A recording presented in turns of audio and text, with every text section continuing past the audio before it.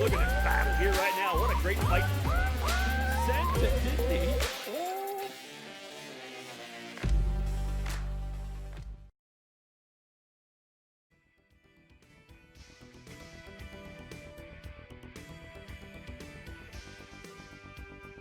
The final round of Season 2 for the Tire Rack Road to Indy iRacing eSeries.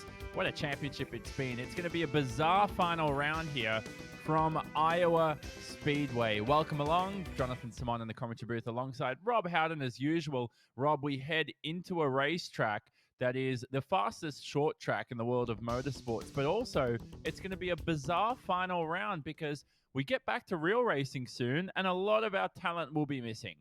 Well, that's one of the key things for this event here at Iowa Speedway. A number of teams have already headed back to the track and are doing some testing. I know a number of the operations at Road America right now, drivers actually getting behind the wheel of their USF 17s and their PM 18 for Indy Pro 2000. So yeah, indeed, it's been fun. We've had a lot of great racing, a lot of great camaraderie between the drivers in these two different series here for the Road to Indy. But of course, it is time to go racing. We're hoping to get back to Road America in about 3 weeks' time, and we'll cap things off here today. Yeah, exactly. And one thing I do want to mention as well is that this racetrack, like we said, promotes great racing. It's used in IndyCar. It hosts the Iowa Corn 300. Great name, by the way. It's also previously hosted events of the Road to Indy schedule, Rob. Yeah, it's interesting. We've actually been here a number of times. The Indy Lights program has run a number of races at Iowa Speedway, but back in 2017, we didn't have the night before the 500 event at Lucas Oil Raceway. They elected not to have it that year. So the USF 2000 drivers, we want to make sure they get a little bit of experience. So we actually brought them to this really fast 7/8 mile track back in 2017, and we watched them battle it out there, and it was some pretty good racing. I believe, actually, the first and second, those both drivers have gone on to IndyCar. Oliver Askew scored the victory back in 2017. Renus VK was second. So indeed, USF 2000 had a chance to run on the progressive banking here at Iowa as well. And that was a fun weekend for sure. Yeah, it certainly was. Now, today's action available, of course, as always, on Apex Racing TV's YouTube and social channels, the Cooper Tires and Tire Rack Facebook pages, the Road to Indy TV website and app, the iRacing Esports Network, and a multitude of other platforms as well. We also want to welcome back our presenting partner in Cooper Tires. Now, here are the championship standings up on screen. So you can see we've got a championship to decide. Phil Dennis up with 191 points. No Braden Eves today to claim the championship from our defending champion of Phil Dennis. Rob, it's going to be up to Andre Castro in the Legacy Autosport number 77. And what a track to do it at. He's been the best oval driver by far this championship.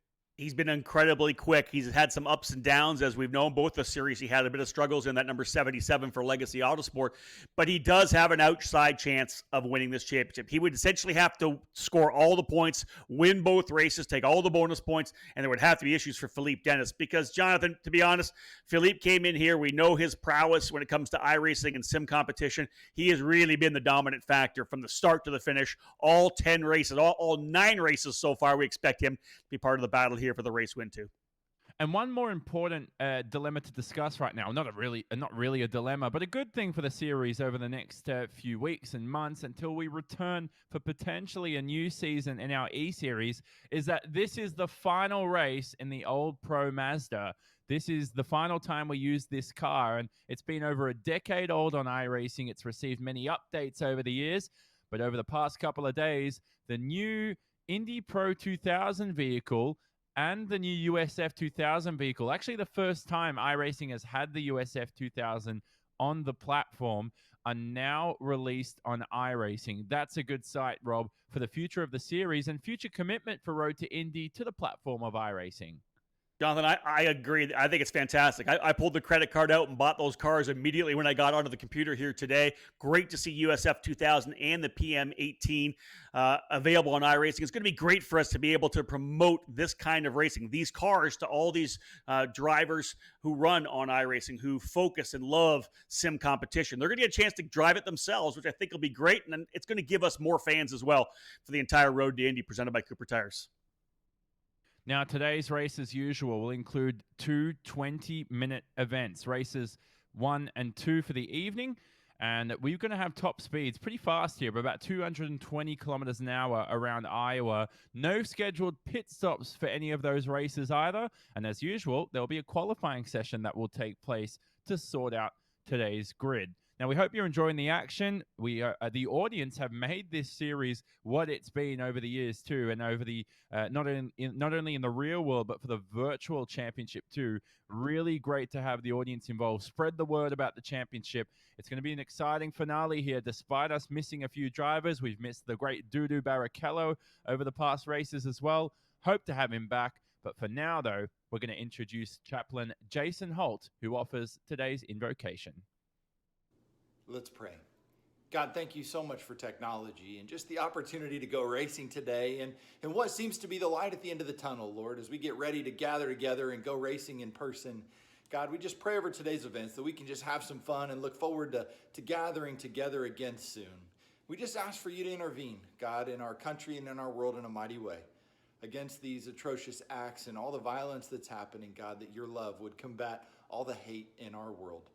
God, I thank you so much for the ultimate act of love shown by your Son, in whose name I pray, in Jesus' name, amen. And now, our national anthem. Performing from Dallas, Texas, Russ Ruddock.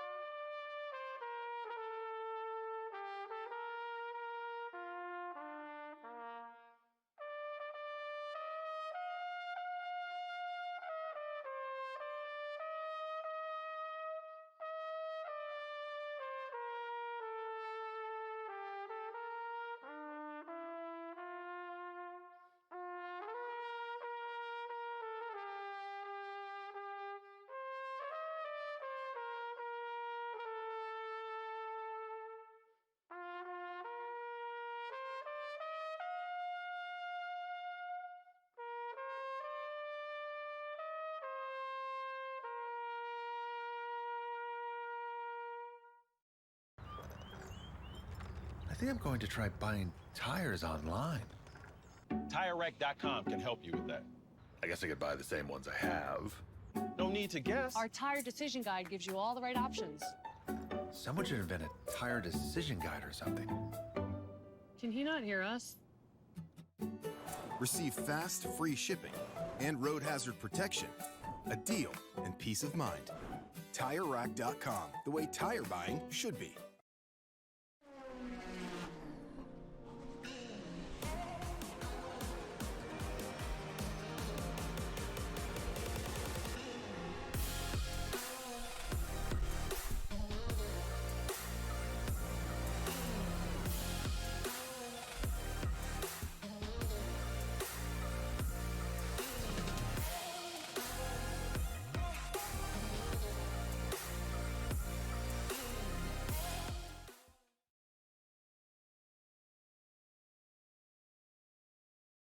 And Symmetric, one of our partners, has been an incredible partner over the past few months for this eSeries. How fitting it is that we bring them a simulated universe of the Road to Indy schedule. And Greg DeGeorgis from Symmetric Driver Performance Labs joins us. Greg, you'll be driving and piloting that pace car as usual today. You've got our keys to the race. Hey, Johnny, thanks again for that beautiful intro there. I got to say, it's been a blast watching these young drivers in both of these two eSeries seasons since COVID-19 broke out a few months back, and I'm really hoping that tonight is a great finale to the first ever official simulator series for the Road to Indy. I know we at Symmetric Labs have been very proud to play a part in bringing this sim series to life alongside everyone at Anderson Promotions, Road to Indy TV, Team Cooper Tire, Tire Rack, Rigmotech, and all the other sponsors of both the real and the simulated Road to Indy series. Anyways, after spending some time earlier today blasting this pro Mazda car around the Speedway and our Symmetric Labs mobile sim lab, I'm proud to present my final keys to the race.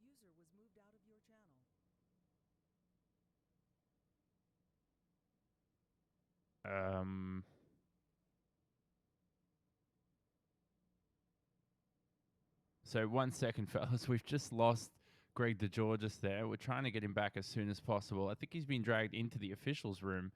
Rob, this is very awkward. Greg, do we have you back again, mate? Yeah, hey, sorry about that, guys. I'm not sure what happened there. Yeah, so go on. You were talking about your keys to the race. You're just getting into it. Yeah, let me try that again. So firstly, drivers need to find the fast lane tonight. Due to the unique quarter radii and steep banking around the Iowa Speedway, it should be easy for drivers to stay full throttle and sixth gear all the way around the track tonight when running on their own, but of course we're not going to see that happen with there being a large pack tonight. Beyond that, there's 3 distinct lanes around this oval in this Pro Mazda car for drivers to choose between. The low lane is, of course, the shortest way around the track down by the apron, while the high line.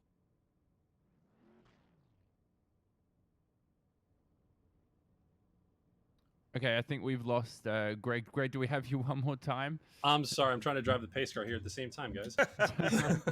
So these are the issues, Greg, with the race right now. You happen to pilot a pace car and give us the keys to the race. I think the key to the race right now, we figured out, is probably just trying to stay as focused as possible. That's going to be a challenge. Yeah, I have to say this is probably the first time that a pace car driver has ever given the keys to a real race at the same time. So. Well, Greg, we're running out of time, so we'll have to leave you to it. But best of luck for the race right now, because it's going to be an interesting one. Rob Howden, there's some talks about fuel, and the drivers may have to come in on the opening lap to actually service the car for some fuel in both races today. So this is going to be an interesting talking point. And we'll go to that in a second. So we're going to have to head to our command down the order. And to give our engine command today is our title sponsor for the inaugural season, Matt Edmonds, who is Executive Vice President of Drivers, TireRack.com. start your engines.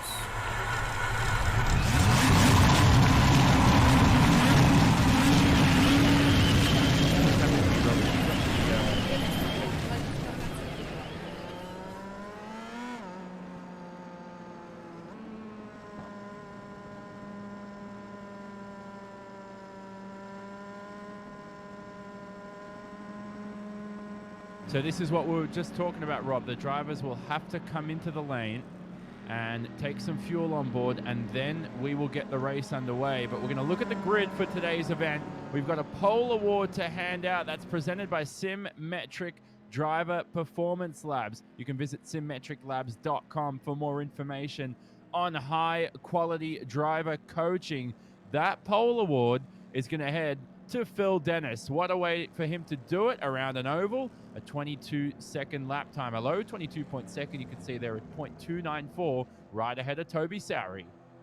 Yeah, the young driver from Colorado, Max Kazer, ends up P3. He'll start on the inside of row number 2. He was very strong at both the oval races to start the season, both at Gateway and at Lucas Oil Raceway, scoring a victory there. Andre Castro, again, another one of the drivers from Lucas Oil Raceway, one of the winners, going to start on the outside of row number 2.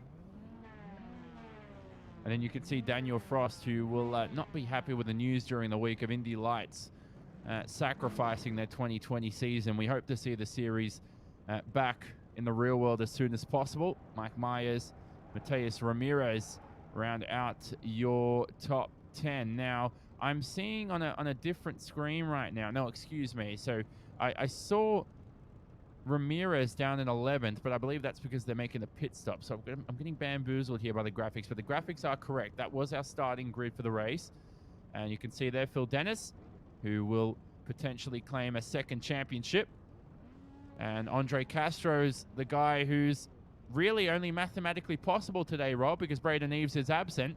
Castro has to win both races, and Phil Dennis, Phil Dennis, I don't even know if he needs to finish any of the races. He's basically got this one in the bag after race 1. Well, and that's the key right now, too. Remember, he got that bonus point as well. We had talked about the fact that Andre Castro had to essentially get all the points possible, win both races, and all 3 of the bonus points that are available in each race. Pole position, most laps led, and the fastest lap. Drivers, of course, coming out of pit lane, having topped up, will get them reset again. So what Dennis has done, he's pulled the move to be able to get that bonus point. He gets it. Castro does not get it. So to be honest, I have a feeling that I think that Philippe Dennis, all he's going to need to do is finish in the top 10 here, Jonathan, and he'll go away with his second eSeries championship. 100%. We've been hard at work with the spreadsheets, the predictors, everything here behind the scenes, and I've sort of gone, scrap that. Phil Dennis just needs to finish. And so all that prep you do, you put the calculations together, and you're like, mate, no matter what you do, Phil Dennis has got this in the bag. And here we go now to kick off race number 1 from Iowa. What a speedway this is. It suits open wheeler racing so well. It suits IndyCar so well. Drivers working their way out of the final quarter. We're underway. Green, green, green here at Iowa Speedway, the Bad Fast 7th, 8th mile racetrack in Newton, Iowa. And away we go. Drivers 3 wide further back. Good start to coming outside of turn number 2, down the back straightaway for the first time. And Philippe Dennis out to the early lead. Toby Sowery, the British driver, slotting into P2. Oh, contact down. Up to the wall is one of the drivers in our field. Hard to catch who it was there. And through the back end of the order now. It looked like David Martinez is into the wall. Martinez is falling down the order for sure. But down at the end of the first lap, Dennis leads from Sowery. But what a start from Daniel Frost. We'll have another look at the replay here as the drivers working their way down into turn number 1, or rather 3 and 4. Figure out which driver. Someone just started to drift up a little bit there. There's the driver into the wall as well. That was Max Kaiser, winner from Lucas Oil Raceway. And Kaiser coming in 4th place in points, damaging wreck there for the young driver to Colorado. Max Kaiser, who was fed so well at Lucas Oil, didn't he? Especially in that second race. We're going to invert the top 10, don't forget, for this one. And the race continues here. Andre Castro in the 77. He's been so quick around ovals, but he's got to move the roadblock of Toby Sowery. It's a very quick roadblock. Block is at number 51.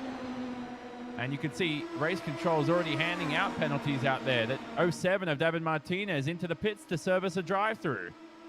Yeah, the car just kind of drifted up on him, and he got right into the side of Max Kaiser. Tough one for Max. But you did mention at the start, too, and it was obviously tough news to hear out of the Road to Indy official's office, was a simple fact that just due with a lot of conversation with IndyCar, that the Indy Lights program is going to be shut down, a hiatus for the 2020 season. It'll be back strong in 2021. And I think we're going to hear a lot of news potentially of drivers that were planning to run Indy Lights this year, potentially jumping into Indy Pro 2000. Although it's tough for Indy Lights, Jonathan, I think it's going to be pretty cool for the Indy Pro 2000 series, because that class, that group of drivers really just going to start heating up. We're going to see some tremendous competition on the second level of the Road to Indy. Yeah, certainly are.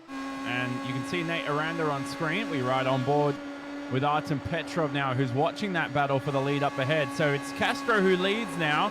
Sowery's taken over the did take it over the lead advantage, but Castro has now owned the first position ahead of Daniel Frost with a mammoth start. Phil Dennis, our pole sitter and potential champion at the end of this race, is dropping down the order. He's down to 5th, Phil Dennis, and he's in a scrappy with Corey Enders. We're watching the battle here, though, with Artem Petrov and a few drivers alongside him. Yeah, Jonathan, we're seeing some 2 wide, 3 wide running here, and drivers are going to hold their lane. One of the things about this track here at Iowa Speedway, it's got a progressive banking. So the bottom part of the track, it's about 12 degrees, goes up to about 13, and the top groove is actually 14 degrees, and more banking on the top than on the bottom, which allows you to run 3 wide like that. But if you start straddling some of those, some of the lanes, you can find yourself in a bit of trouble. We've seen a couple of drivers struggle holding their lane coming as they're diving into the corner. Such a brilliant short track, isn't it? Such high speeds around here, too. It's not that long of an oval like we discussed. This is a brilliant scrap for the lead right now. 3 wide. Phil Dennis down to the bottom, leading this race yet again, along with his arch nemesis, Andre Castro, around the ovals. 2 by 2 as well down the back of the pack. This is great racing. Look at the guys behind there. Look at down comes the bottom side of the racetrack comes Daniel Frost, was set to go for Andretti Autosport this year. We may see him back in Indy Pro 2000. That's what he ran last year, 2 times a winner. 4 wide coming in to turn number 1 and 2. Great action with the drivers up front. Jonathan, 6 drivers, nose to tail, 2 rows. These drivers don't want to pull away, do they, from the rest of the pack? I think they're doing it unintentionally. Looks like a bowling alley right now. You've got 1, 2, and 3. That's your rows. And then you've got a few drivers behind them. So that includes Mike Myers, Nate Aranda, Artem Petrov too. They're ready to sort of try to get back into the lead battle here. At least at least Mike Myers there. Looks like he's close enough to the lead battle. And if they keep scrapping like this, they'll invite 3 more drivers to battle for the lead. Yeah, I like the fact that they're running so wide like this. They're going to punch a hole in the air for those drivers coming from further back. Nate Aranda, Artem Petrov, the young Canadian Nico Christodoulou. Jacob Loomis actually just announcing that he'll be running with BN Racing this year in the Indy Pro 2000 category. Jacob's been a great driver here in the iRacing program. Had a privateer effort last year in Indy Pro. Did a couple of races in the category, but going to run with BN Racing this year. I think Jacob's going to be a really strong addition to the program, and I think he's going to be up in this lead group here pretty soon if they keep battling the way they are. Oh, almost into the wall was Corey Enders. Nowhere to go is Louis Meyer. And they're going to have to form up yet again. Now, I like this. 3 wide racing through the corners. It'd be tough to do an Indy car, wouldn't it, Rob? But at least in the Pro Mazdas, much smaller vehicles and a bit less power, it's a little bit easier to control. Yeah, IndyCar drivers like to run 2 wide. They'll go 3 wide down the straightaway. Normally, one driver will back out, but they can go 3 wide, and they've done it before. Much easier, of course, with the more narrow Pro Mazdas here. But look at the action we're seeing here on board with Andre Castro. Looking at the back of the car, seeing that number 7 of Corey Enders as well, the 51 of Toby Sowery. This is some great racing here right now. And give it up for Louis Meyer, Mike Meyer, owner of Legacy Auto Sports. And here's a guy that, when we go oval racing, he has been unbelievably quick. His family steeped in tradition at the Indianapolis Motor Speedway, and great to see him running strongly there as well. Mike Myers, as you mentioned, in the 24, making up the tail of what is now a 7-car lead pack. And this won't end for the rest of the race for sure. Keeping it clean, which is good to see. Those might be my famous last words as we watch 3 wide down the back of the pack. Not the smartest thing to do when you're trying to stay with the lead battle. This includes the likes of Nate Aranda, Nico Christodoulou, who we're also watching right now. Mike Myers, Artem Petrov's in there. Glenn McGee's also close in this scrap. So it's a 5-horse peloton, as you could say, chasing the lead group. You know, one of the things, Jonathan, to bring up as well, this is one of those races where you're really relying on your spotter telling you if you're clear high, clear low, whatever it may be. The spotter will be in your ear, letting them know where the cars are around you. And that's key here right now because you don't want to make any crazy lane change move. There's a driver into the wall in the back straightaway, though. That was Nate Aranda. More contact, couple drivers together. That's Christodoulou. One driver upside down as well. That's the 42 goes upside down. That's Artem Petrov. So crazy action coming down the back straightaway. And is that a preview for what may happen to the lead group? They're running some quick pace right now, mid 22-second lap times. Certainly quicker than them, and that means it's going to be hard to maintain. It looked like somebody just got so much push on the exit, Rob, forced them up into the wall, and that caused a bit of a concertina effect behind, as it's called. Yeah, I believe Nate Aranda, I think, just pushed up a bit coming out of that corner and it got into the wall.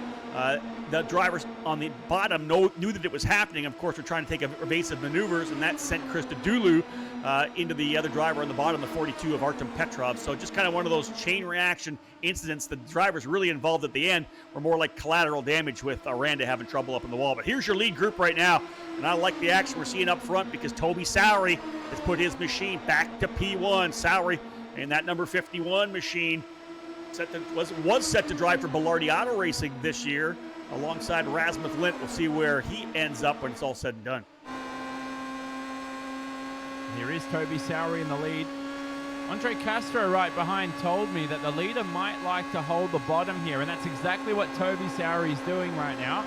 Doesn't want to ride the top, doesn't feel like the grip's going to be there, and Castro was saying that might be the best strategy come the final couple of laps in this race. How about Phil Dennis almost up the inside of Corey Enders, now picking up a lot of understeer on the exit. I thought he was going to wash up in a Castro, but I should trust our talent a little bit more. This racetrack is a tough one, though. We've really had a really great cross-section. Of course, we didn't do the ovals in the first series. We did the first 5-race series. We decided to bring the ovals in here for series number 2, and I think it's been a fantastic addition. A lot of us, I think, were a little bit nervous about what kind of racing we were going to see. Was it going to be filled with wrecks? Yeah, we've had our share. But we, I think, have had really good racing. Worldwide Technology Raceway at Gateway, Jonathan, was our first event 5 weeks ago. Drivers put on a tremendous show there. And that's what we're going to get tonight here as well at Iowa. 10 minutes through. 10 minutes remain soon enough. 22-second lap times here means we're going to get a lot of laps in. Enders doesn't know where to go. Where does he want to go, Rob? He wants the bottom. Castro says otherwise. Now he goes to the top. Enders is a bit erratic here. I don't think he's holding his line that well. Yeah, he like you said, he was trying to get to the bottom of the racetrack, and Castro kind of took the spot. You can see him washing up the track coming out of turn number 2 as well. That'll send Philippe Dennis in that number 5 back down to the bottom of the racetrack. This has allowed Toby Sowery to pull out into a little bit of a gap here now. Sowery's got probably 4 or 5 car lengths as they're side by side again coming out of turn number 4. You have to hold your line here at Iowa Speedway, otherwise it could get a little bit sketchy. Bottom of the racetrack goes Dennis again. P3, P2, they're going back and forth. But again, Toby Sowery continues to lead the way here. Toby Sowery, who has raced in this series in Season 1 and Season 2. Great to see him back out there as well. Didn't run, I don't think he's run hasn't run every race this season, Rob, has he? So, good to see him out there in the ovals anyway. Sowery. Toby actually was waiting to get the sim set up. That was one of the deals with Toby. Remember, I think the very first race he ran with us, and he won't be very happy that I'm probably telling the story, but he was set to run at Lucas Oil Raceway. Yeah. Remember, we only took 24 drivers, so everybody had to qualify their way in. As he was leaving to go out on track to get his 2 qualifying laps in, he hit the throttle a little early and got a speeding penalty. Didn't even get any laps, and having put all the time in to get his sim put together, wasn't able to put the qualifying in to be able to make it to that race. Of course, he joined us at Watkins Glen, and he's here at Iowa, but he was not able to run the race at Lucas Oil Raceway. Yeah, so as we ride on board here, one thing was, there was a speech typo, by the way, before. I think I said he ran Season 1. I mean, he didn't run Season 1, but everybody gets the point anyway. Toby Sowery has raced the past few events, but there is a tyre change coming up as well.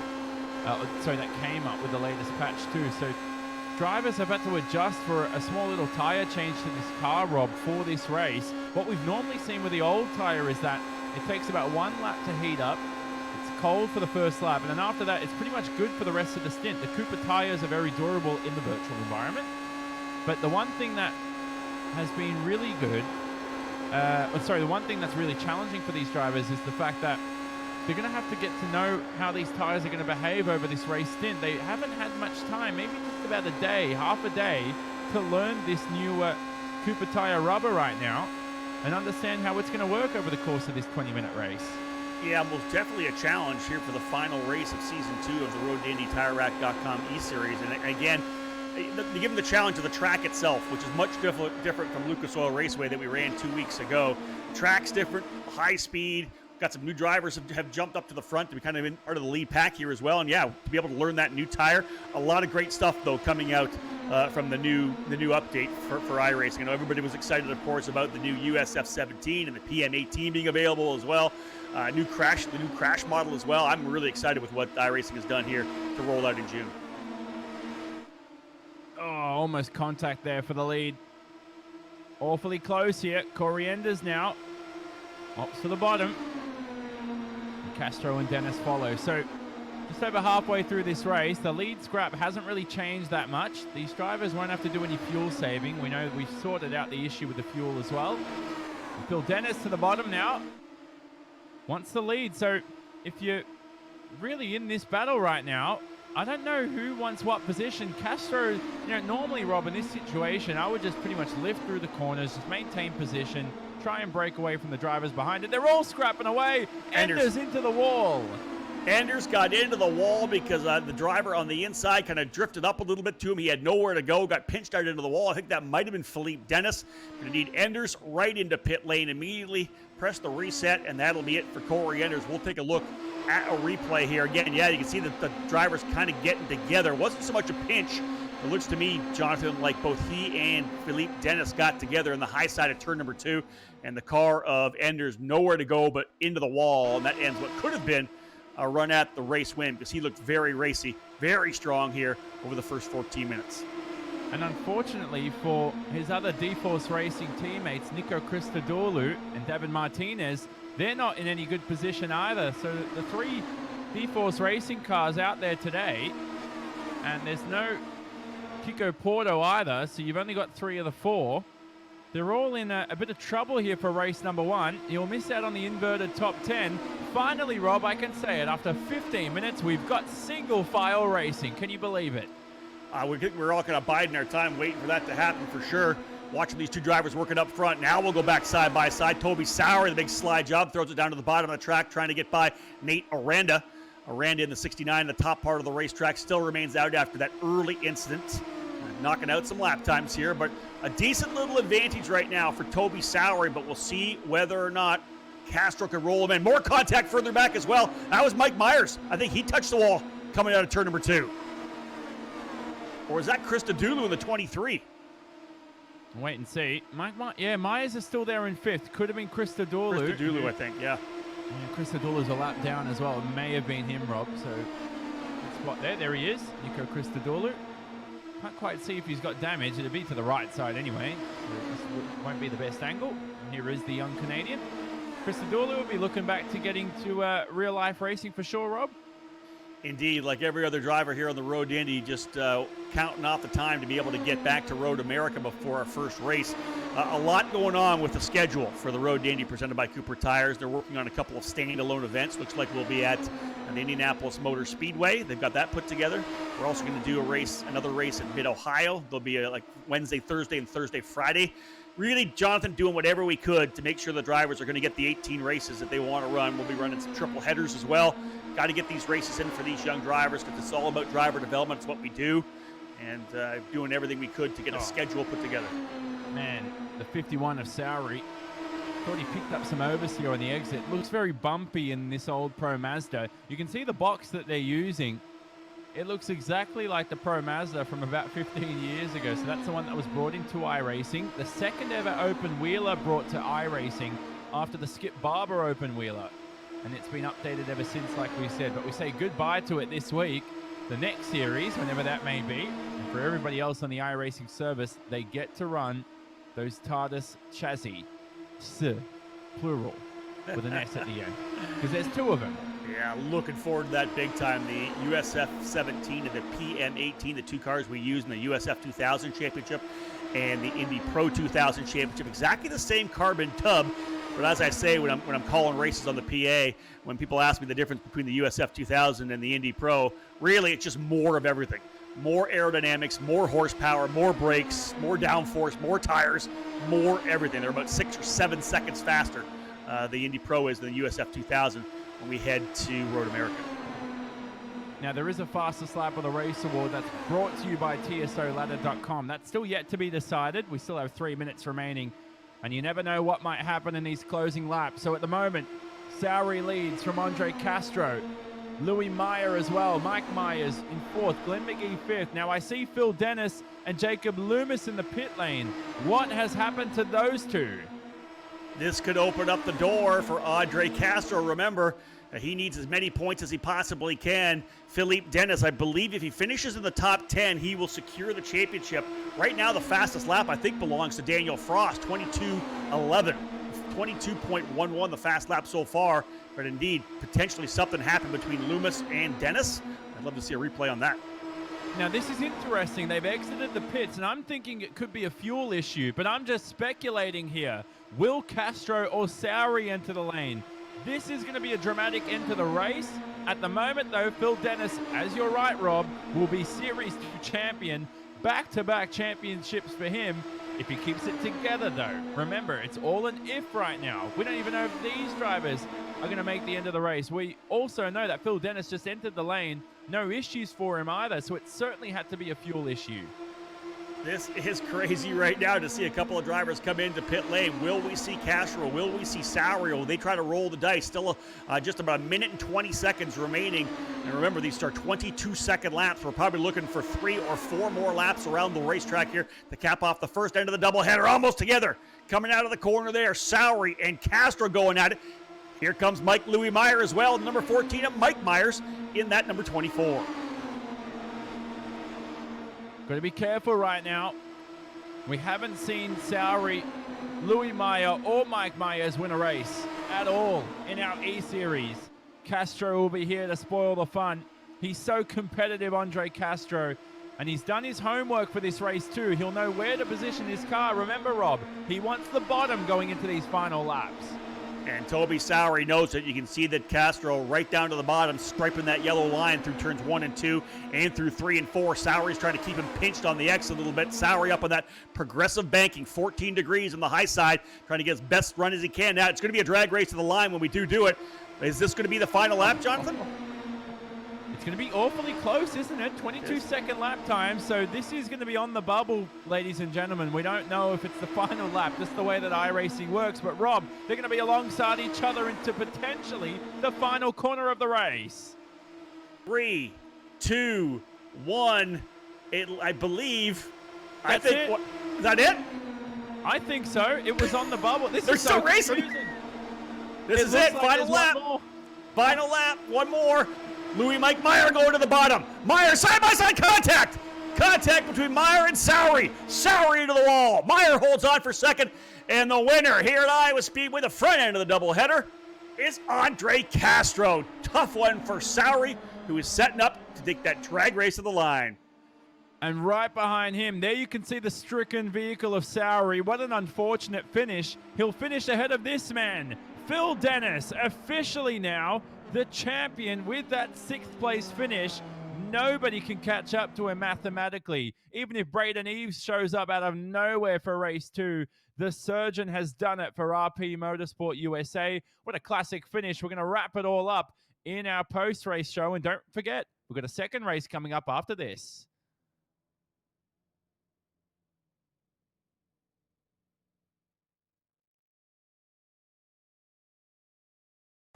What if they sold tires online? We do. We're TireRack.com. They could offer lots of tires and help you find the right tire. It's called the Tire Decision Guide.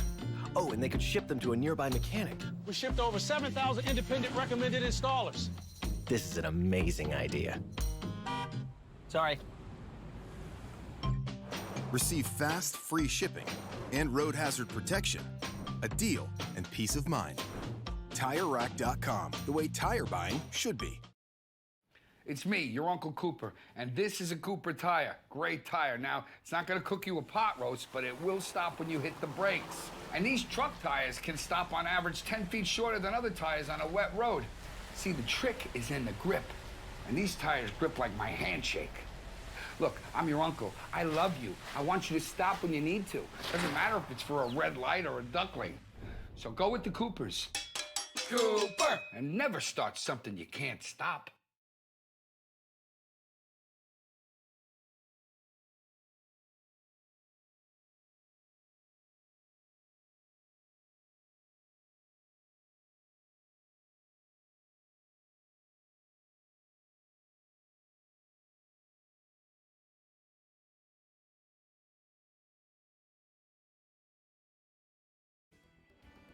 That was a thriller, wasn't it? And you can see there the conspiracy theories will come as 3 Legacy Autosport cars take out your top 3 positions. If we had a podium, like it was Formula 1 style, they clean sweep it. It's something you rarely see. The conspiracy theories, like I said, Rob, with the collision with Toby Sowery on the opening lap there, you can say all you want, but Andre Castro Victor, a well-deserved race from him. His 2nd one of the season. Yeah, we had a little contact between Louis Mike Meyer and Toby Sowery, but that was straight racing. They were both trying to go for it, and I think Meyer probably had a thought in his mind that he could potentially be able to get the run for the race win as well. So good for Legacy Autosport, though. They finished 1st, 2nd, and 3rd, as you said. We saw some really good racing there in the end. And I like the fact there was some really good wheel-to-wheel competition. And actually joining us now, folks, in the commentary booth, the winner, Andre Castro. Congratulations. Another hectic oval race here in the eSeries. Yeah, it was insane. I mean, that was some of the most fun I've had racing on an oval in these cars.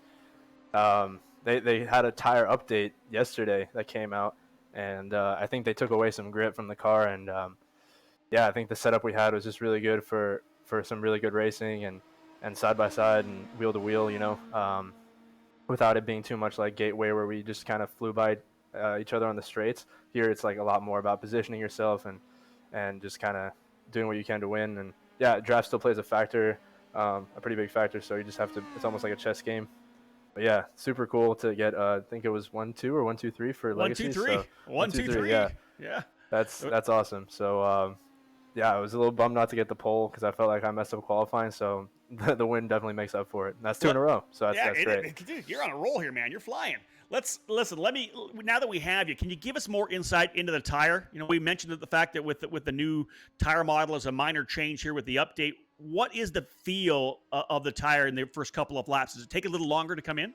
Yeah, it does, and then it goes away too. So it's almost like a valley, if that makes sense. Like you start at the top, or sort of the opposite, like an apex. You know, you start at a certain point where the car is understeering, and from like lap 5 to lap 20, I'd say lap 25 it was handling really well, and then for like the last 10, 15 laps, it really fell off again. So I think we're all used to driving this car where it stays exactly the same throughout the entire run, whereas now it's different that way. But yeah, super excited for the second race. Well, congrats. Well done today. Who do you want to thank here today? I want to thank, Metalloid and Legacy for having me on again, and the team for 1, 2, 3. Mike Meyer there in second definitely helped me out at the end. Definitely helps to have friends around you, and it's awesome to see our little team succeeding. So that's great. We'll let you go. You got to jump on the grid. Nicely done. All right, thanks. Jonathan, we got to let Andre get it back to the race car because we got another race coming here. Yeah, certainly do. So for Andre Castro, he'll have to start from 10th because we invert the top 10 as we look at the grid for our second race, the final race of our 10-race championship, 5 rounds for Series 2 of the Tire Rack Road to Indy eSeries presented by Cooper Tires on the iRacing service. Now, that was our mini Ricmo Tech post-race show there. Now we head straight back to the race here. It's not really a pole winner award presented by Symmetric Driver Performance Labs, but it will be a start from the first position for the driver of Max Kaiser on screen. He'll start alongside David Martinez, who fell foul to some issues in the opening laps for the D-Force Racing team. Kristen Dooley, his teammate, will start on the second row. Right behind him will be Jacob Loomis. You can see Phil Dennis there, now our champion, Rob. And I heard some news from Phil Dennis in the break. It was a fuel stop that he had to make in race 1. Wow, very, very interesting. Toby Sowery tried to make a bid for the race win. Will start on the outside of row 3. Glenn Mcgee from Fat Boy Racing and Michael Myers from Legacy on row number 4. Capping off the top 5, the drivers who battle their way all the way to the front, Louis, Mike Meyer, and Andre Castro. One thing to say, Jonathan, we'll bring this in as the champion. Of course, congratulations to Philippe Dennis, but by winning that, a great prize as well from Symmetric Driver Performance Labs. He's going to get 30 minutes of sim time at every race on the road to Indy this year. So every time we go to the race, he'll be able to practice that track in Symmetric's trailer. They bring their CXC simulator with them to every race. He's going to get a chance to get some seat time. That's really invaluable for a driver looking to go after a championship. Yep, exactly. So great stuff by Greg DeGeorgis and the team to provide that opportunity to a lot of our talent. Would have loved to see Kiwi Hunter McElroy out there racing today, but unfortunately for him, he's preparing for the real world. Now, it's the same procedure as usual. They'll head in just to get some fuel on board with the car. With the updates that have come out and some of the issues with the setup, the drivers just have to do this temporarily. And you can see a mini short track oval there, Rob. It's something you see on a few different ovals out there in the U.S., Iowa has one of those on the front stretch. Well, what that does is a number of the tracks that do have it. Charlotte has one. Atlanta has one as well, as does Texas. They'll run the legend cars or the bandoleros normally on those. A number of kart races get run there as well, but primarily just for legend cars and bandoleros. Well, this time I'll actually try and identify when the start will take place, Rob, not like last race. And we'll wait for... Now, where is Greg DeGeorgis? That's the iRacing pace truck there. Has everybody vanished? I don't see anyone in the pit lane. Are they all out there on the racetrack? I'm very confused right now. Is everybody vanished? Oh, there is Greg DeGeorgis. Greg's waiting for him, yep. Oh, they're all at the front. Okay, I should have thought that. We don't have a small field here today. I said the pit lane's quite empty for a Road to Indy race. Well, what is interesting is that, remember, the two drivers starting on the pole who finished 10th and 9th respectively, Max Kaiser and David Martinez, those are the two drivers that got together on the opening lap of our first race. When Martinez drifted high and got into Kaiser, they're going to start side by side as we get ready to come back to green. This could be interesting because Kaiser, Jonathan, we've seen him, how strong he has been in the oval events. He's done well. He's been a top 10 driver on the road courses, but been very, very strong on all 3 oval races. Yeah, he did well at the inverted race, didn't he, at Lucas Oil Raceway for round 3. And we'll hopefully have a chat to him in the Ricmo Tech post-race show after this. But we've got 20 minutes of action coming up for the final time of the season, Rob. And who knows when season 3 will take place. As soon as Greg DeGeorges pulls that pace car in, the field's going to head away for another 20 minutes of action.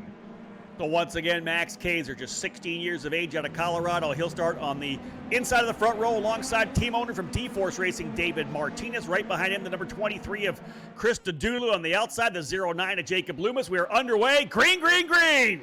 Drivers racing their way down into turn number 1. Good start for Kaiser. He jumps out to a 4-5 car length lead. They'll spread wide behind him. 2, almost 3 wide. Loomis going to the high side of the racetrack as they roll their way down. We talked, remember, to Andre Castro.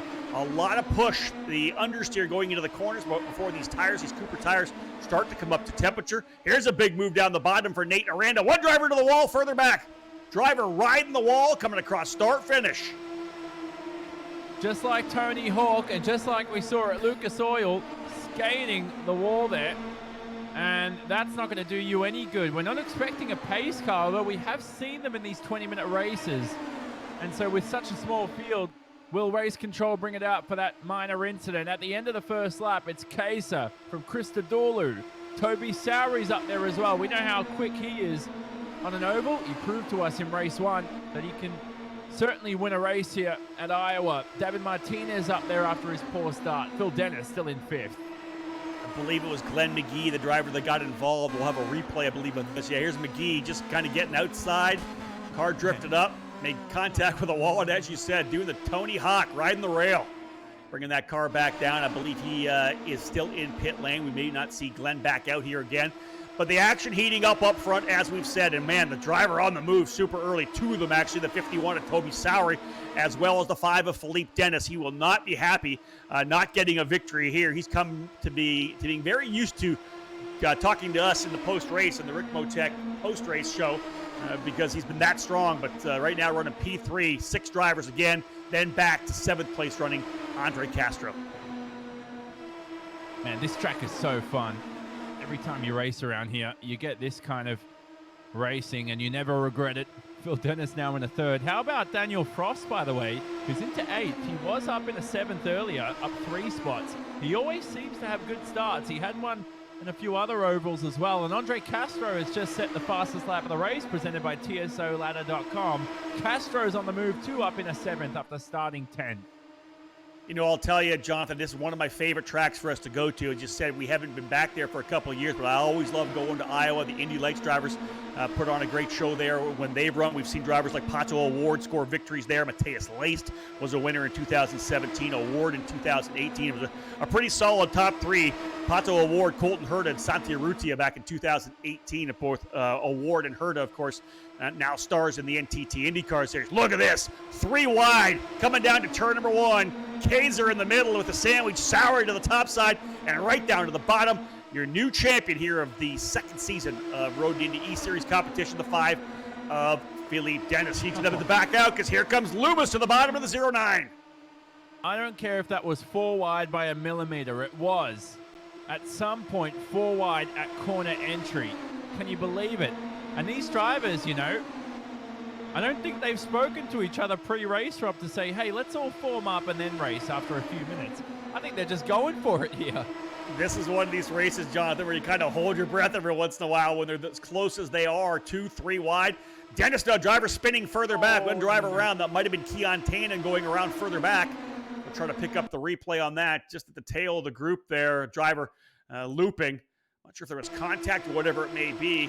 Really come down the straightaway again, down to the bottom of the track. That's the number 25, or the 28 rather. We'll see if there's contact. Oh, indeed, got turned around. Yeah, he got turned around for sure. That's the 23. Artem Petrov. Oh, that's Artem Petrov. You're right. Yeah, he got contact there for sure. Yeah, so Petrov in the 42 was turned around. So the driver from Central Eastern Europe will get away and have to rejoin on his own. He's going to lap away about a second slower per lap as well on his own, which is never going to help. These drivers right now in the lead group in the 22-second lap times. And look at this again. It's Andre Castro down potentially, looking at the lead here. But this is great air time for Jacob Loomis too in P1. Wondering whether or not Loomis may not have a little bit of damage to the left front of that wing. It looks like it's a bit askew. And again, they're looking at a couple of incidents on the racetrack. Corey Enders was the driver that got into the back of Artem Petrov, the Russian driver who raced last year with RP Motorsports. He's set to run with Juncos Racing this year. Looking forward to seeing Artem back for another season. Side-by-side racing up front. Castro, we talked about Jonathan. He was going to have to come in here and win both races. We know how strong he is here on the oval. Got the victory he needed. Philippe Dennis got the result he needed as well. Contact! Oh, what a save! Save for Castro. Contact with Ian Loomis. Goodness gracious, that was almost the big one. He loses that. It takes out about 6 or 7 cars with him, and that's going to scatter the field just a little bit behind. So Dennis now to the lead. Is that Loomis heading into the pit lane? Drive-through penalty. Drive-through penalty. Race control.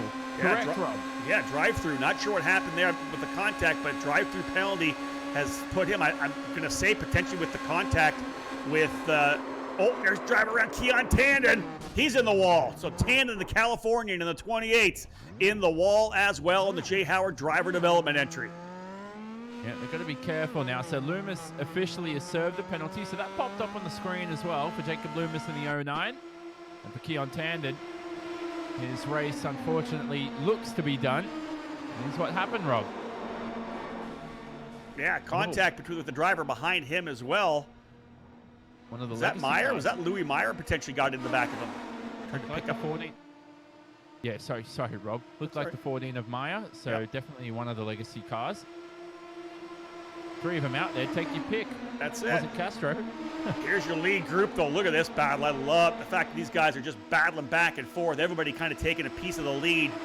Daniel Frost gets himself back in there. Oh, he tried to come from the top side to the bottom side. I thought we had an accident waiting to happen right there. Somehow, though, more contact further back. Mike Meyer getting into it with Corey Enders. A lot of contact here. These Pro Mazdas guys aren't that strong. Be smart, because a lot of contact between these drivers changing lanes. This would be a frantic onboard shot if you rode on board with the likes of Max Kaiser in the back here of the train. Max Kaiser is currently in the 7th position, and he's tucked up closely there to the back of Mike Myers. Nate Aranda alongside him. You can see ahead, Castro now down to 4th. So how's the order looking like? Here we ride on board with Kaiser. You can gauge how frantic this will be, Rob, for the next lap. Yeah, watching up front there, Daniel Frost runs the high line, then comes right back down to the bottom. Of course, a spotter telling him he's clear. Kaiser doing a great job running the top part of the racetrack, and kind of where he ran when he won that race at Lucas Oil Raceway, running that top side of that 5/8 mile oval. Staying right there in behind Michael Myers right now. So pretty good run here so far for Kaiser, being smart. He's thinking about going back to the bottom, maybe making it 3 wide coming out of turn 4. Why not? Still on board here with Max Kaiser, who'll run this year for Miller Vinatieri Motorsports, a rookie in the USF 2000 Championship.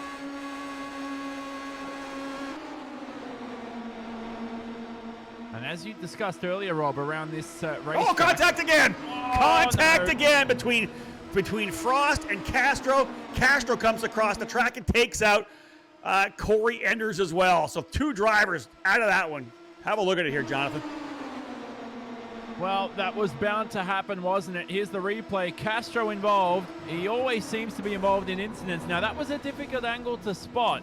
Did he come up on Daniel Frost? No, Frost came across again. No, Daniel Frost came across again. Let's get another replay of that if we can, because he was high, was coming back down. Exactly what we saw him do a couple of times, and he came right back down and cleared out the front of Castro. That's the line you got to watch for. Spotters need to let him know that Castro was there. That accident was one that probably didn't need to have to happen. And look at the bottom of the screen there. So it just popped away, but the race control is investigating the incident between the 2 drivers. And I think you're right, Rob, taking a second look at it here, at least behind the scenes. Certainly looked like Frost turned down on Andre Castro. Was difficult to see, though, from the TV camera, but Frost will continue in the 1st position, and he was having a splendid race, wasn't he, before that? But he did have some moments where he played with fire. You remember him turning down on a couple of cars. There is the drive-through confirmed for Daniel Frost in the Andretti Autosport car. Yeah, that doesn't surprise me at all. He was trying to run that high line and diving down. I called it a couple of laps that he was doing that, trying to get from the top side back to the bottom side. And there was a car there. He just drove right into the side of the 77 of Castro. And you mentioned it, Jonathan. It's been either extremely hot or extremely cold for Andre Castro. He's either been incredibly good, won a couple of races, or we've seen him involved in incidents and falling down the order. So what I was going to say before, anyway, as I believe when I start this fact I'm about to say, we could see another incident, and I hope not. But it's a 7/8 mile oval, as we've talked about. D-shaped oval is Iowa, much similar to Michigan that we at Supercars Rob actually visited last night, which was awesome to see. And the front stretch banking here is 10 degrees, as you can see on screen, 4 degrees on the back stretch. And the difference is, coming out of turn 2 will be a lot tighter here because of less banking on the back stretch. But coming out of turn 4 will be a lot easier, Rob. Turn 4, I should say, because of the extra banking on the front stretch. You can carry a lot more speed coming out of 4, which means turn 1 may be one of your best overtaking spots. Indeed, it is a different racetrack. This track actually kind of patterned after Richmond Raceway as well in Virginia. Very similar track in terms of the progressive banking.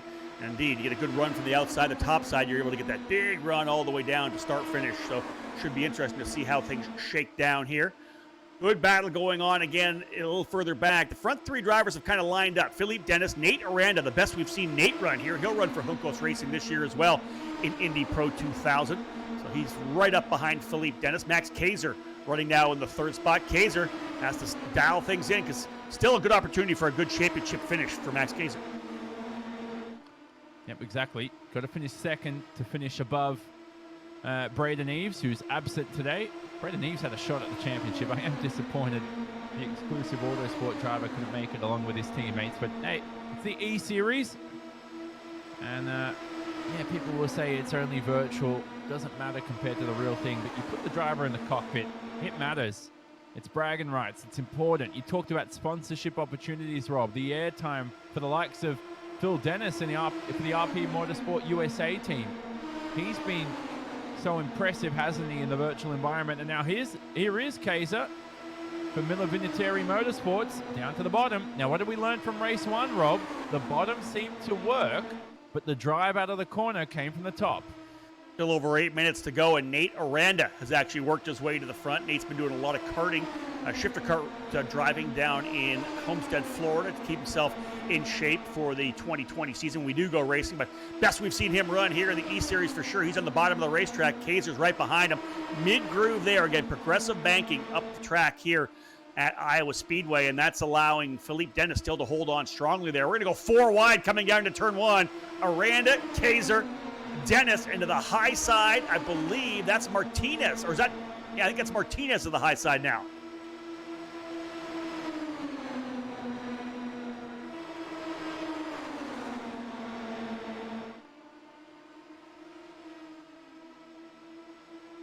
Just got to hold your breath as the driver's working their way back into turn number 1 again. I'm holding.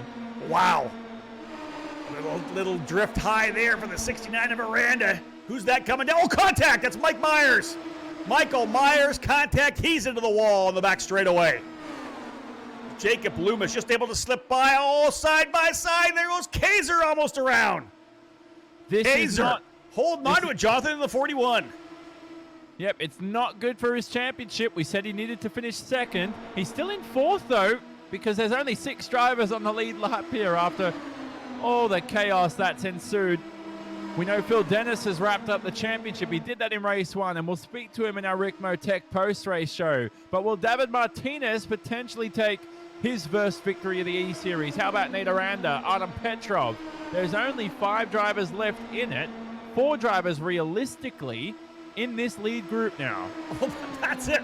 We've got a lot of fast cars. We've also got a couple extra drivers. Drive-through penalty for the 69 of Nate Aranda, so that'll be it for Nate. He gets the call on the contact with Max Kaiser. So Martinez and Dennis, 07 and the 5, they're on the lead lap. Right behind them, trying to get his lap back right now, is the number 7 to Corey Enders. Enders actually running down in the 10th position. He's a lap back. He's trying to get that back here right now. So is Daniel Frost. He's in there as well. Yeah, I'm really confused right now. I'm trying to just pick off which. So Frost, you're right, Rob. Good call there. He's not in the lead lap. Kristen Dooley. So it's only 3 drivers fighting for the win now. Oh, there's a spin there for Martinez. Lost the rear end of the car. Saved it though. And then there were 2. Then there were 2. Exactly that. Dennis and Martinez now on pursuit towards the win. Now, they're separated by 4 seconds. Here's Artem Petrov on screen, coming up right there on Max Kaiser. All right, Rob, we need a breather right now. 5 minutes to go. I think Dennis has got this in the bag now. I think you're probably correct. He's got a good little lead over Martinez, and that spin, of course, Martinez lost a lot. So he's just out there running by himself right now. We'll try to pick them back up later. Here's a battle of drivers a little further back. That's Max Kaiser in the 41. This is an actual on-track battle at this point. I think Kaiser and Petrov, the 69 of Nate Aranda, not in the fight here right now, but this is a battle for third and fourth. Kaiser in third, and that number 42 of Artem Petrov. That is indeed a fight for that third position. Final step on the podium. Well, with all the liftoff oversteer we've seen today, the drivers will be happy to get rid of this behemoth and move on to the new car. I'm sure they'll come up with a little more vigorous description of the car than what I just did. And with 5 minutes to go, the season is coming to a close. It's been a good one, hasn't it, Rob? Your favorite moments of the season so far. I did enjoy some of the action last week at Watkins Glen. You know, for me, really, it has been giving these drivers the opportunity to run the oval as well. You know, the first series that we did was nothing but road courses. I thought that battle, the race-long fights that we had at Worldwide Technology Raceway at Gateway were some of my favorite. I thought that was just tremendous. I'm like, oh, there's contact. Again, Artem Petrov gets into the back of Nate Aranda and spins him coming out of turn number 2. So Aranda goes around, helped by Artem Petrov. Well, we're going to show a replay of this. Teammates. And not... That's also a perfect example of how not to be teammates. He'll be glad because... remember, Rob, he doesn't need to race that car next week. It's virtual. Just click a little delete button. He's back out there. Yeah, that's going to be an interesting conversation when they finally go somewhere to test. Remember that time with 3 minutes to go, you took me out at Iowa when I was trying to finish on the podium? Yeah, I'm not sure what that was there for Artem Petrov as he got to the back of Aranda and looped him right around. So that's going to reset things here. Philippe Dennis is your leader. David Martinez still running in second. Max Kaiser still third. Jacob Loomis, who was leading, had an incident, had a drive-through. He's now back to P4. Oh, there you go. So Loomis, though, is 20 seconds off the overall lead. 24 seconds, I should say. And so that's pretty much as close as you can get to a lap here. I'd love to see where Phil Dennis is on screen. So here is David Martinez we're watching. And here is Phil Dennis. Now, is that Loomis behind him? Yeah. I'm confused. Now, Kristen Dooley's behind them. So it'd be Loomis. Isn't that Loomis in the 09? That's Kristen Dooley right behind the number 5 of Dennis. So Kristen Dooley, who is 3 laps back, trying to battle it out here right now. This is not a mistake you want to make, Nico. Don't take the leader out when you're 3 laps back. Just kind of run back there and relax a bit. Yeah, no, excuse me. Exactly. You're right, Rob. So I'm just getting confused with teammates here. You've got a D-Force racing car.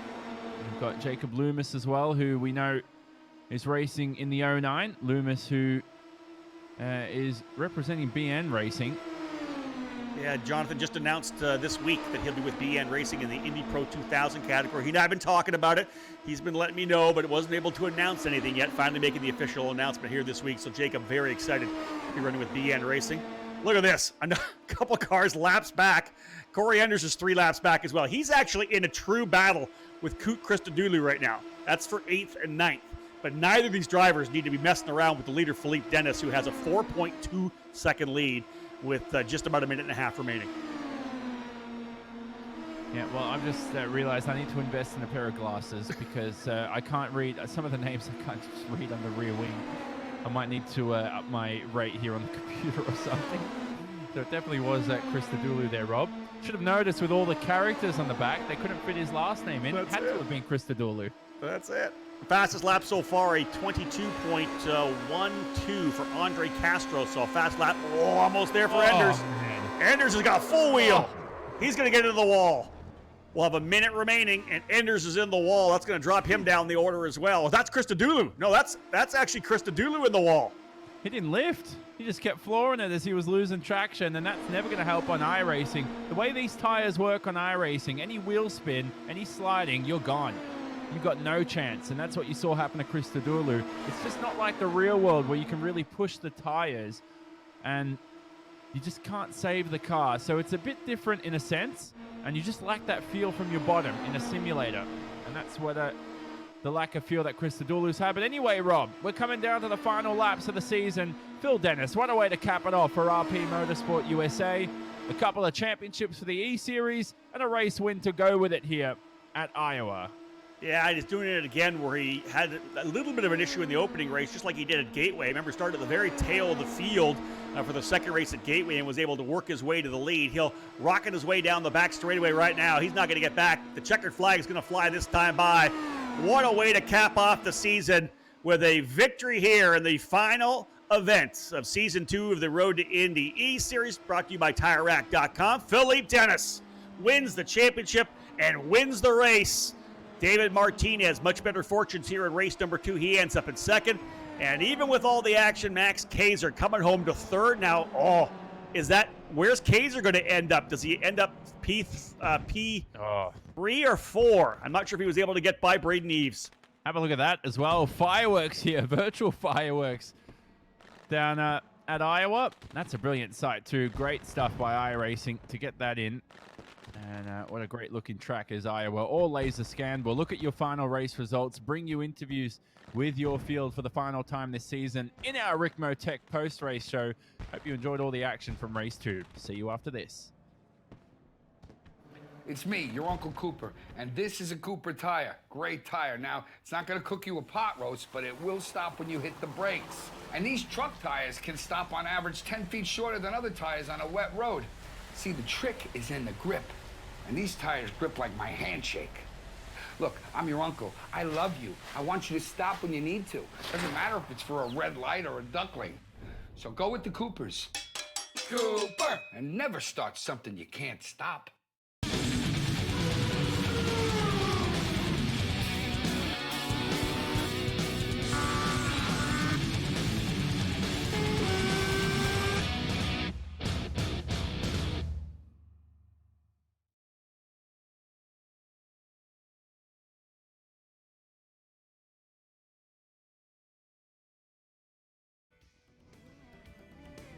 What a shot this is to end the season here. Rick Motec post-race show from Iowa Speedway virtually. And the drivers here end their season in style, Rob. This is a brilliant shot to look at. We've got Barney the Flagman ready with his pseudo-green flag. Greg DeGeorgis is in there too. I wouldn't be surprised if we see Greg DeGeorgis rip a few donuts at the moment. Pretty solid way to end this program. I know all the drivers super excited about finally being able to get back behind the wheel of the real race cars in real life when we head to Road America in the second week of July. But a great photo op here to cap things off, and what a great run for Philippe Dennis. Makes it a bit easier for us too, Jonathan, when we do the post-race interviews, because the champion is the race winner as well. Tremendous run. Now the driver's getting released. Here we go. Yeah, chaos. This is what I like to see. All in a bit of good fun. You know, some people, you speak to them and they go, hey, they hate this. That you got to take it seriously. You got to be perfect. Like, hey, have a bit of fun. Have some be fun. Be lighthearted. And that's one of the things about this program. You know, we're all super serious, of course, about these young drivers developing.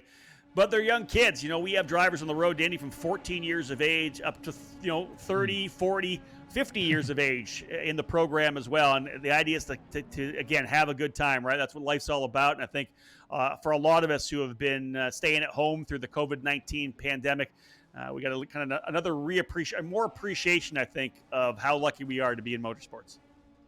And we're going to speak to your race winner, but not only race winner, the champion, Philippe Dennis from RP Motorsport USA. Now, you did it in race 1, Philippe, but we thought we'd save it for the Rick Motec post-race show here. But officially, how does it feel to be champion for Series 2 of the Tire Rack Road to Indy iRacing eSeries presented by Cooper Tires? Oh, it's awesome. I feel great. Really a perfect way to end the season. I would say I had a great race. Kept it clean the whole time. Lots of moments, but it was a good race, and I'm really happy to come out with a championship here. And I've been working so hard for this. I've been in and out of the car for the past few years, and it's really important for me to show the people what I can do, and really, like, I have so many people believing in me. My family, my sponsors, firefighters, my girlfriend, all my friends, so many people that have taught me from the past, and I really have to dedicate this to them. And really want everyone to believe in me and just, yeah, I mean, that's pretty much it. You know, Philippe, obviously a tremendous performance by you, both in the first series where you were the champion. You back it up here in series number 2. You know, for a young driver who's trying to make a name for himself, trying to get the budget put together to be able to go racing this year in Indy Pro 2000, you probably have to step back for a second and just kind of marvel at the amount of press and exposure this has been able to develop for you, because you're winning races here and it's getting covered on tsoladder.com. You're seeing it on motorsport.com, Auto Week. It's on racer.com. The amount of exposure you've been able to get from winning these races has to play well for your career. Yeah, I would hope so. I'm really working hard to get the money together for the season. I don't really know what's going to happen at this point. There's so many things going on, so it's as of now, I don't know if I'm racing, but I'm doing everything I can to be in the car, and I think I got that little spark that I used to have back in 2016 back, and to be able to consistently fight for those race wins and just feel so confident in the car, I feel like it's just going to transfer over to real life so well, and I really hope that I can put something together for the season. Phil, it's Jonathan back here again. Now, I want to talk to you about the car because we've had the updates today, and not only about the updates today and how those felt, but now moving on to the new car potentially, which will be a lot more fun to drive in a sense. It's an update. It's a brilliant update by iRacing, but not only that, we've got the USF 2000 car and the Indy Pro 2000 for you to drive. Yeah, I've actually driven both already. They're a lot of fun, great models. They're almost closest you can get to real life as far as I'm concerned, and really looking forward to having a blast with these cars on week 13 here. Well, Philippe, one last question here. We got your new nickname as well. You okay with Philippe the Surgeon Dennis? Oh, yeah, of course. You okay with that? Loves it.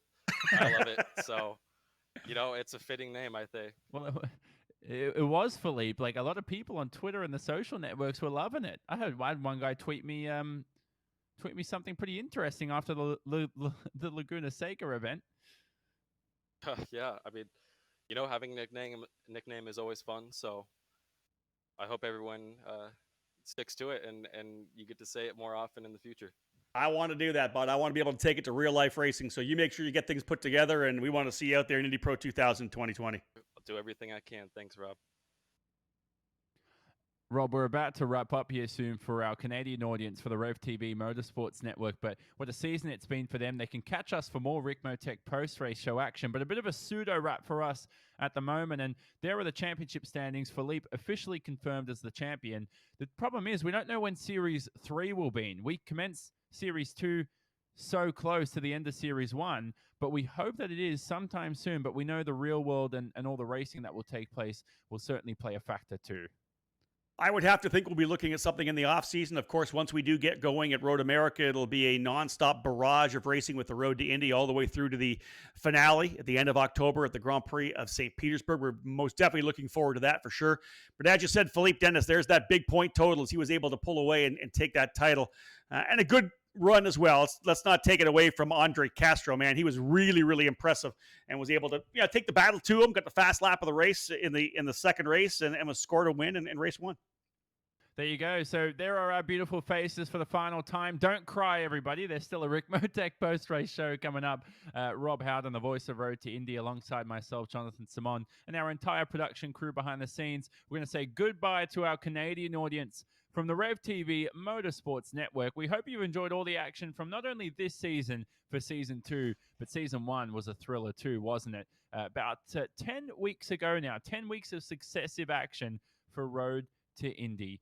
For now, though, we'll say goodbye. Thanks to our presenting partners, too, and see you on the other side of this.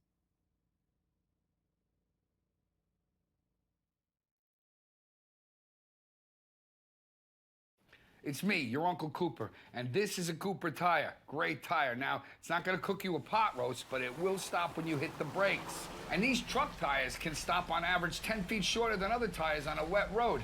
See, the trick is in the grip. And these tires grip like my handshake. Look, I'm your uncle. I love you. I want you to stop when you need to. Doesn't matter if it's for a red light or a duckling. So go with the Coopers. Cooper! And never start something you can't stop. You're shopping for tires online, and you have questions. I do. We're TireRack.com, and we have answers. And tools to help. Like our tire decision guide. It's real easy to use. TireRack.com, the way tire buying should be.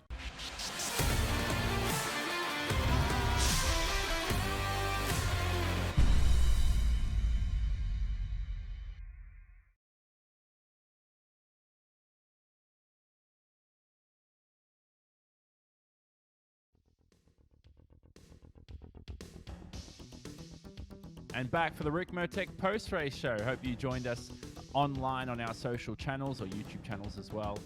Welcome through our Canadian audience from the Rev TV Motorsport Network who may have joined us as well. We're going to bring you all the post-race interviews, wrap up the championship, maybe preview the real world too. And we've got David Martinez alongside us. David, we got you first of all, just confirming you're there. I'm here, guys. Thanks for having me.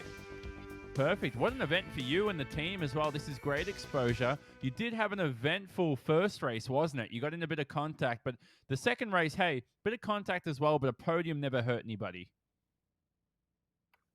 Yeah, for sure. Thanks, guys. This whole series has been great.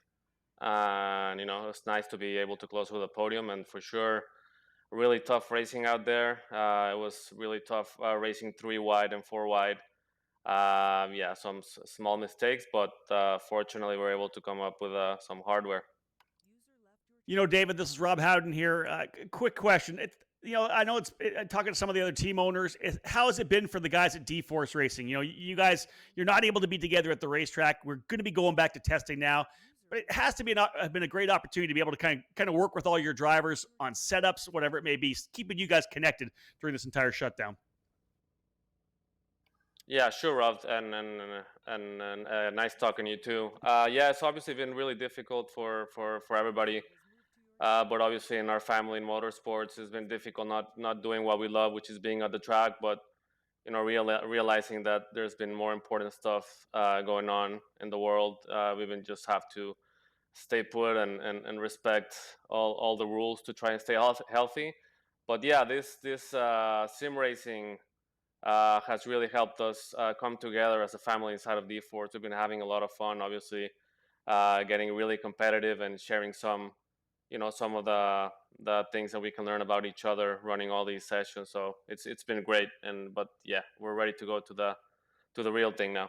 Yeah, I'm right there with you. Let's get the Road America. Let's go racing for sure.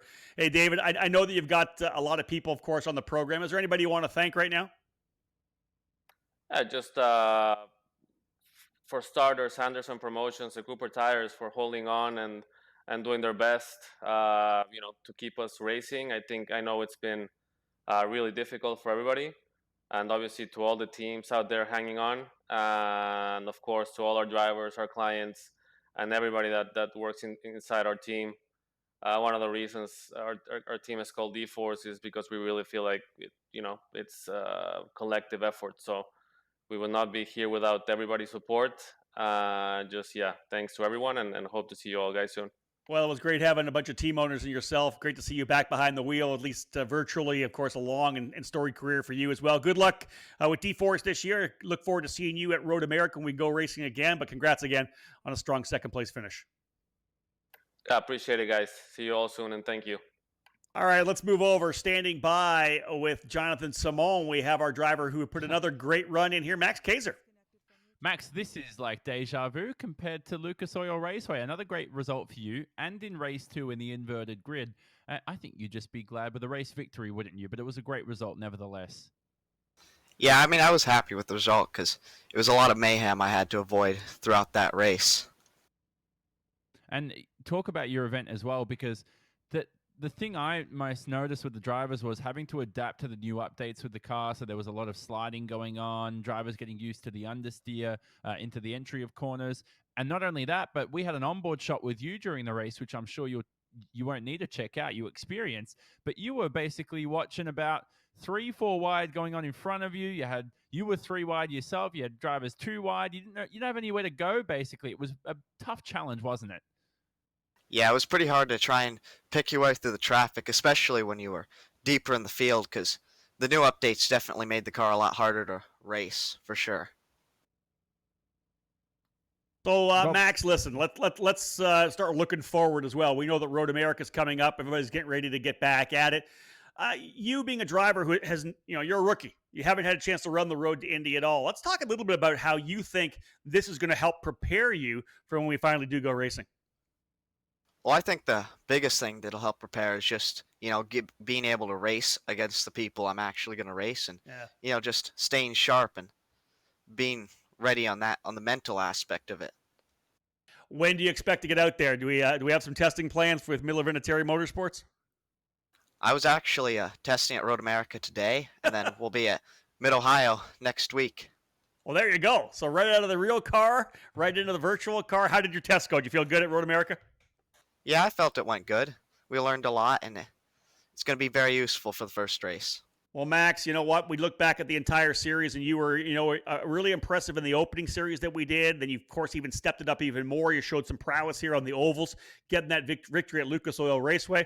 If anything happened, anything came out of this, we were able to put the name Max Kaiser out to a lot of people, and you're going to have a lot of fans watching you in 2020. Good luck this year, bud. Thank you.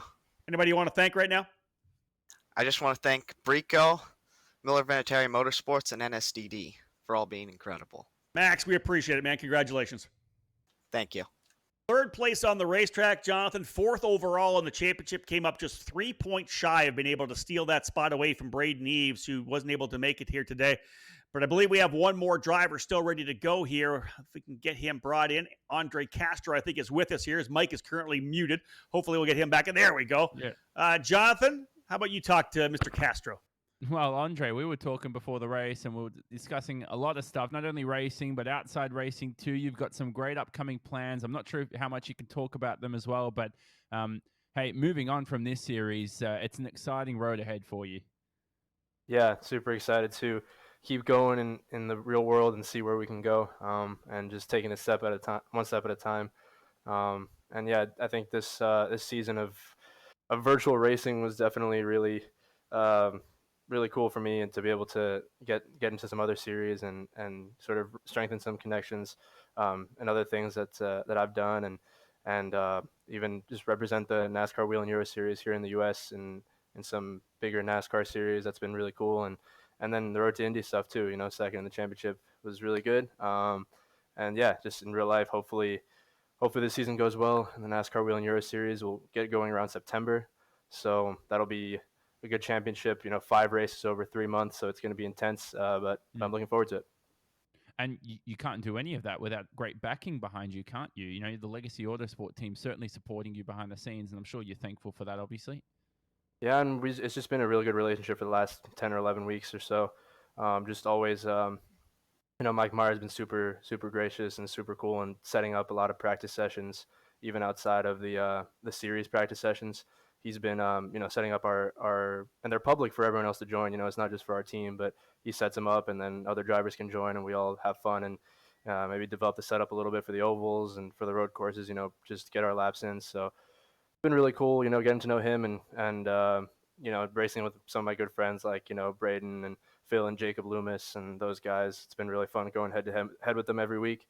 So it's been cool to represent our partners here, and at the same time just have a lot of fun. Now, the difference I found, and we were talking about this before the race, was in sim racing, there's no limit to testing time. You can be out there on the track 10 hours a day if you decide to. I'd love to see a world in sim racing, which is impossible, obviously, where you can only drive in 2 allocated practice sessions, come out there on the racetrack, qualify, got a couple of races, and that's your weekend. Not only is that a challenge, but it also limits how much you can spend on a computer behind the scenes. Yeah, I mean it's up to the drivers to figure out how much it is worth putting in and how much you have to balance with your outside commitments. And for me, it's definitely been tough with a couple of series I've been doing on iRacing as well as school.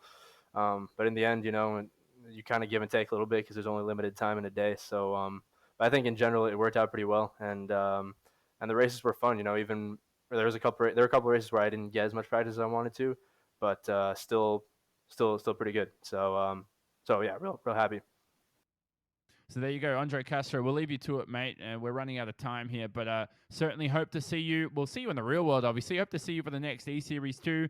That is Andre Castro, the number 77 Legacy Autosport driver. He officially claims second in the championship 2 with Braden Eves' absence. That is a brilliant result for him. We're going to bring you Daniel Frost from the Andretti Autosport team after this. We're also going to wrap up the Series 2. Series coming to an end. It's getting emotional, isn't it? I'm starting to get emotional. The Rick Motec post-race show. More coming. What if they sold tires online? We do. We're TireRack.com. They could offer lots of tires and help you find the right tire. It's called the Tire Decision Guide. Oh, and they could ship them to a nearby mechanic. We shipped over 7,000 independent recommended installers. This is an amazing idea. Sorry. Receive fast, free shipping and road hazard protection, a deal, and peace of mind. TireRack.com, the way tire buying should be. It's me, your Uncle Cooper, and this is a Cooper tire. Great tire. Now, it's not going to cook you a pot roast, but it will stop when you hit the brakes. And these truck tires can stop on average 10 feet shorter than other tires on a wet road.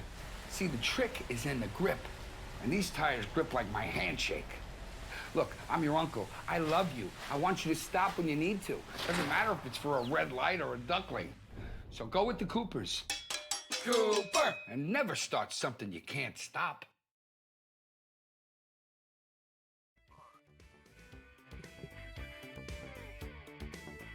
Well, we talked about us awarding a Fastest Lap of the Race award, which is brought to you by TSOladder.com.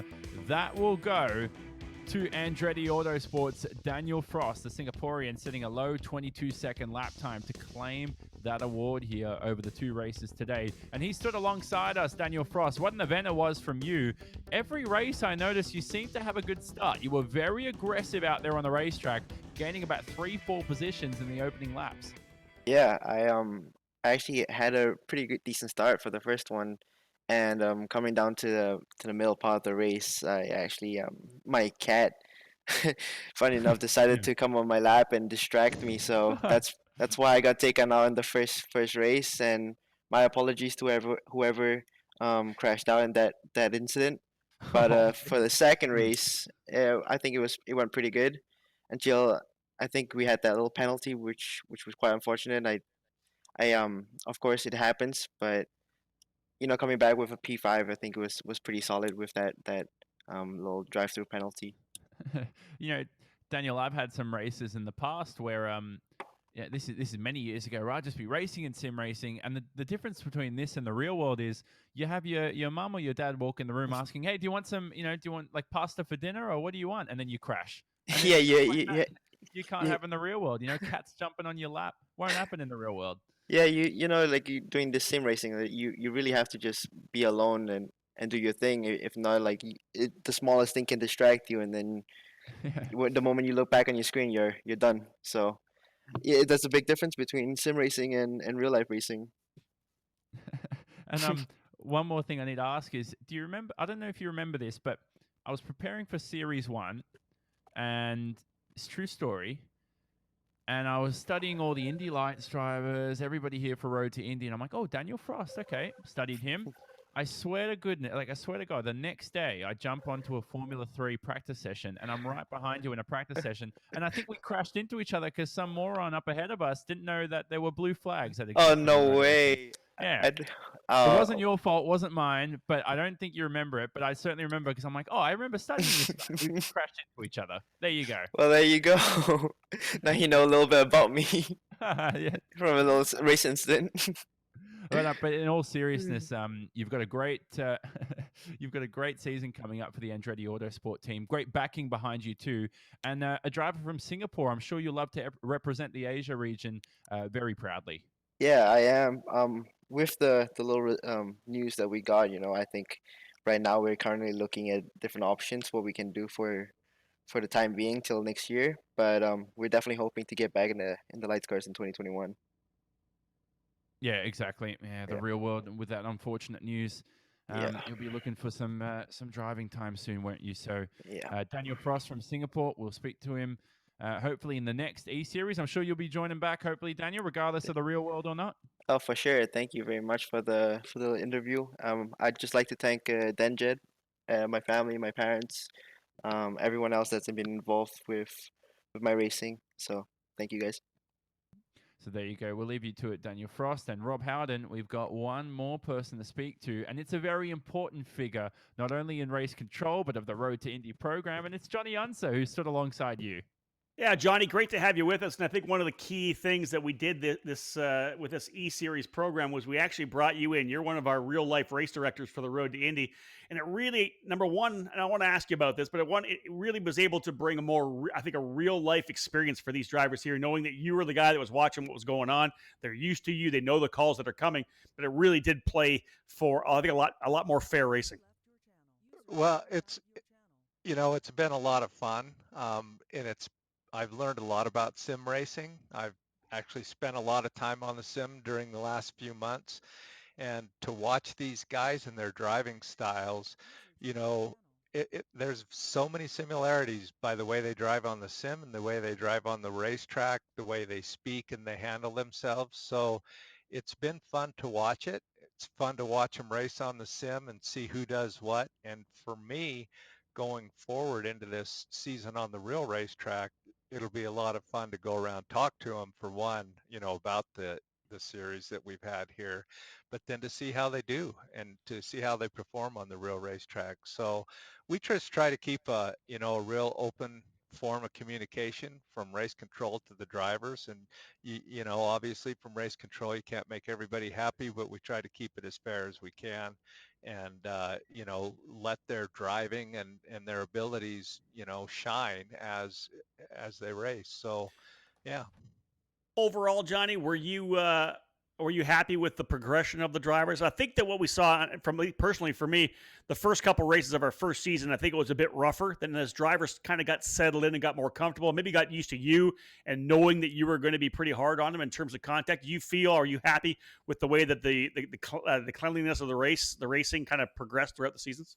Yeah, I think we really progressed well. We did a good job right up until the last race. Yeah.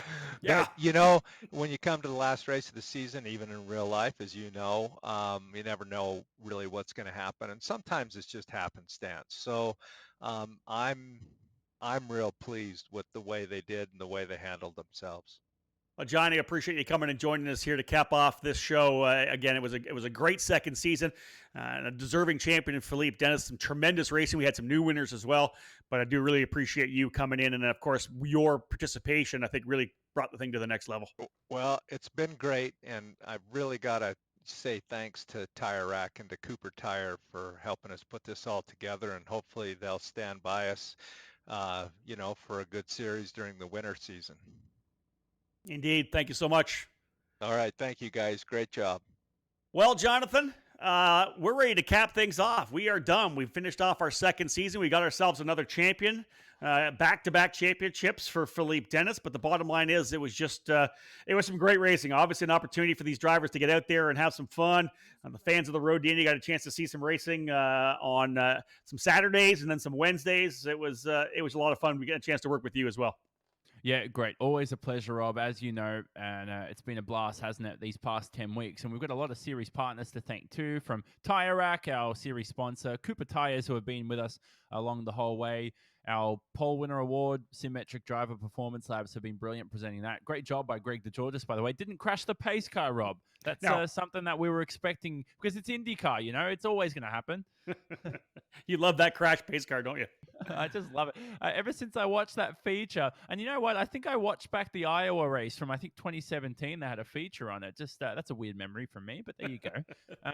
We also have a Fastest Lap of the Race award, so tsoladder.com. Thanks to them for providing the partnership with that. And also, thanks to iRacing, who provide us a platform to race on virtually, a brilliant platform to race on virtually. And there's a lot of other people to thank. So, Rob, feel free to jump in if I leave people out here, because as I always say, it's tough naming names. Kevin Ford, we know, has been splendid behind the scenes. Our Apex Racing TV production crew, Alex Simpson, Lee Thompson, Tyler Maxon's also been here for other rounds as well.